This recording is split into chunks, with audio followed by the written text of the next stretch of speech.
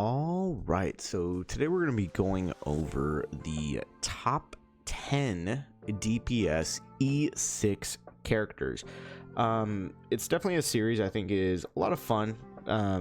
Gives you an idea roughly what real vertical investment does to a character. Obviously, we've gone over E1, E2, which honestly I think for the most part, for players who are not only free to play but also like light spenders, it's probably the most ideal setup you want to be going. But E6 is like a fun thing to look at for players who are like, yeah, I'm never going to do that for a character, but I kind of am interested what the character is going to be capable of doing and the overall damage that they're going to be able to do when it comes to like the pinnacle of, you know, the character's kit, mechanics, and all of that. So I definitely think this is something to be fully noteworthy when it comes to your possible favorite character and how they perform. So moving on over to what the first honorable mention character is going to be capable of doing, and that is going to be Mighty.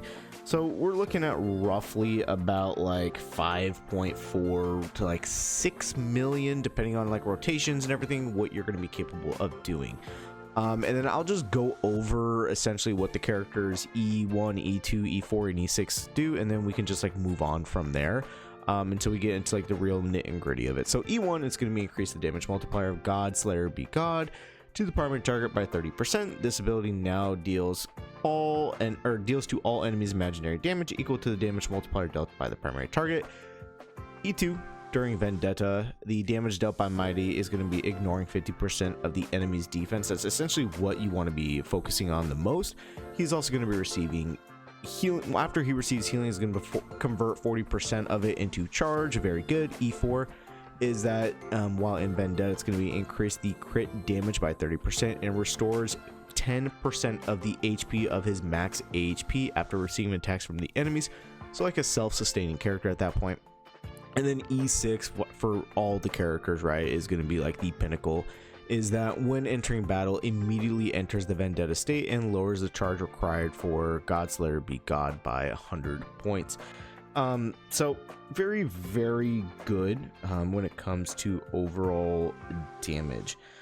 Moving on over is going to be Saber. Now, Saber is interesting, right? It is a collab character who has been out for quite some time now, actually. She's been out since the release of Fineon back in, what is it, 3.4. We're actually not going to go, I'm just going to go over the top 10 characters because it just makes the most sense. So yeah, those are the honorable mentions when it comes to overall damage capabilities. Saber, you're looking at roughly about 4.5 to about 5 million damage just overall for 5 characters. Same thing with Mighty, what I previously said. So yeah, moving over, the number 10 is going to be Ash Vale. Now, Ash Vale obviously is a hunt character, so he has that negative stipulation of being a single target DPS character, essentially. Not too much with the bait and the follow-ups, but it is still very unfortunate.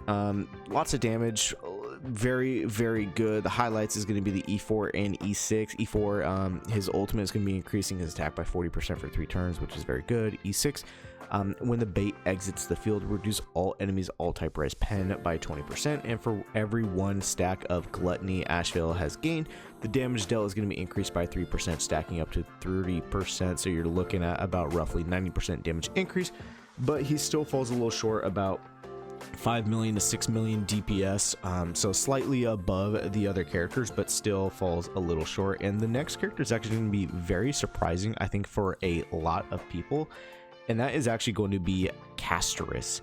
So looking at raw damage, you're looking at about from one character about 2.5, roughly 3 million, all the way up to 5 enemies about like 6 million, so not that crazy damage. E4, when Castus on the field, all allies HP restored be receiving healing increased by 40%, so that's good when it comes to getting the Netherwing out a little more frequently. E6, when Castus or Netherwing deals damage, increases the quantum res pen by 20% during Netherwing's attacks, can reduce enemy toughness regardless of weakness types. When breaking weaknesses triggers the quantum weakness break effect, and the enemy of bounce, or and add the number of bounces for Nether Wings talent.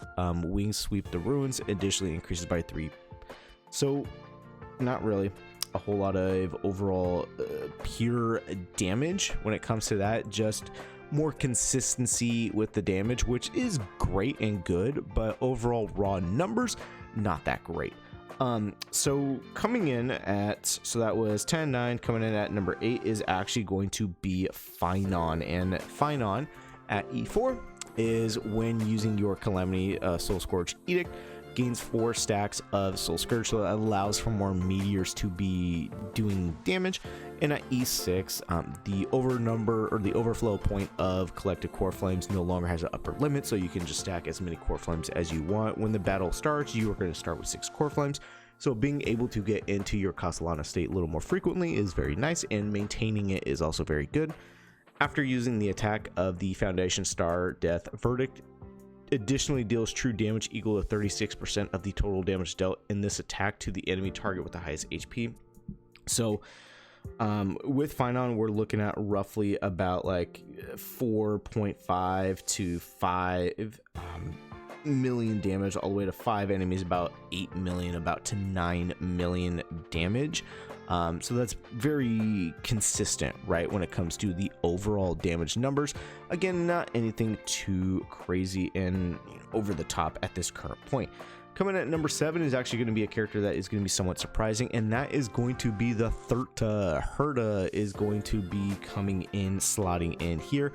E4, the speed of erudition characters in the team is going to be increased by 11%. Again, not that crazy, not any real overall damage increase, but allows for quicker rotations.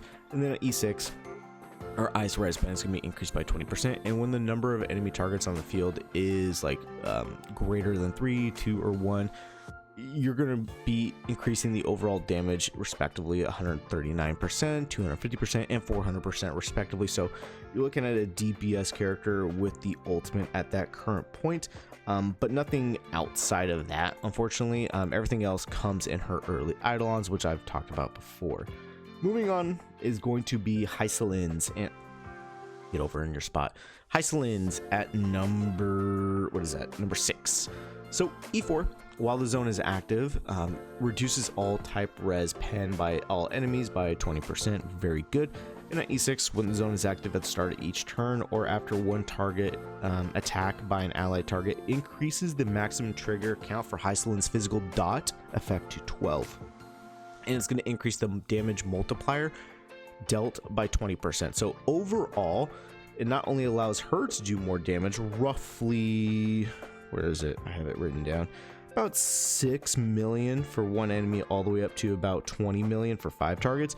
So you can see we have a real damage jump up from Hera. So very good. We're going to see massive damage jumps when we get up to the higher tier characters. I know technically she is a sub DPS character, but she is an engine in and of herself, and she's able to output lots of damage. So moving on up to the top 5 is going to be Sparksy, our little show girl. E4, when using the ultimate, additionally gains 5 punchline and increases this unit's elation by 36% for 3 turns. Obviously, it's very good. Having a lot of skill points, doing more damage in your aha instance is massive. E6 increases all type res pen by 20%, very good. For every 1 punchline taken into account, the number of additional damage instances dealt by the elation skill increases by 1 up to a max of 40, so that's very good. Obviously, a lot of skill points being consumed, more damage output, and you're looking at roughly, for about 1 target, 17 million, and then for roughly 3 targets, you're looking at about 20 million. So it's a massive jump up, and more consistent overall damage is always very good. Coming at number 4 is going to be the true carry when it comes to the Remembrance team, and that is going to be Evernight. Overall, damage wise, you're looking at about 8.5, 9 million for 1 target, but if you increase that all the way up to 5 targets, you're looking at about 22 to 23 million. Now, why is that? Well, when she's on the field at E4, all Memo Sprite's weakness break effect is going to be increased by 25%, and Envy's weakness break efficiency is going to be increased by 25%, so about 50% weakness break efficiency just for Evie. And at E6, while she is on the field, Evernight that is, all allied targets are going to gain res pen increased by 20%. And after the Mammal Sprite, Evie uses the Dream Dissolving Adieu.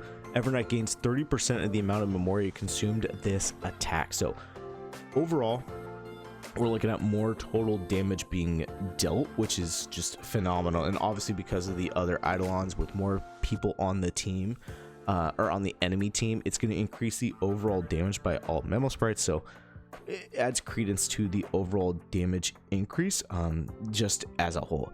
So number 3, it is going to be SW9's The Anniversary main push. E4, elation damage dealt by Honkai damage demo additionally takes into account punchline equal to the original amount multiplied by 5.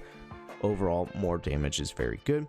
Then at E6, elation damage dealt during the enhanced basic attack Mary makes is going to be increased by 50%. And when enemy targets enter battle, they are implanted with absolute weakness. This was the Giga Busted ability that was actually like what, P4 I think before all of the changes.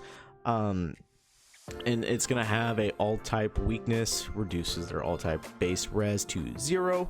If it's already at 0, it's gonna decrease it by 20% more, so it's additional 20%. You're looking at about 33 million damage from SW9s, so it's very, very, very strong. Coming in at number 2 is going to be a surprising pick, and that is going to be Evanessia. Evanessia is actually, like, the more I use her, the more I fall in love with her. Her damage, you're looking at about 38 million, so it's not as big of a gap as you would imagine, but it's still crazy. E4, the damage dealt by Evanessia, regardless of what it is going to ignore 15% of the enemy's defense. That's on top of the res pen from E1, so that's extremely busted. E6, her certified banger duration is going to be increased by 1. The elation damage dealt by Evanessia Mary makes is going to be increased by 50%. And for every 100 points of certified banger held, it additionally deals 20% of Mary makes, which is, or 2%, which is very good, up to 1,000 points. And if you've used her, you can understand that increasing your overall certified banger amount is just going to be extremely consistent. And after using the ultimate for one time upon entering combat, regenerates a fixed amount of 120 energy for Evanessia, so it allows you to do another ultimate. Just overall consistency when it comes to damage is by far the best and the craziest, quite frankly. So now at number 1, it honestly should be no surprise. Is going to be Nova Flame Firefly, or Nova Flare Firefly. We're looking at about 45, about 50 million played properly. E4, while in complete combustion, increases Sam's effect resistance by 50%. Okay, yeah, whatever. While in complete combustion, you got to take into account the other Eidolons. You're going to have increased ignore defense, more accessible time in the complete combustion. Increase Sam's fire res pen by 20%. She implants fire res. When using the enhanced basic attack or enhanced skill, increases weakness break efficiency by 50%. So you're looking at about 50% more damage on top of the E6, on top of everything else. So this is essentially what you're looking at with the top, like, single DPS characters. Granted, that's not taken into account, you know, proper play style, or it's taken into account proper play style, proper team setups, proper light cones, all of that fun jazz. Yeah, that's what we're looking at E6 DPS wise.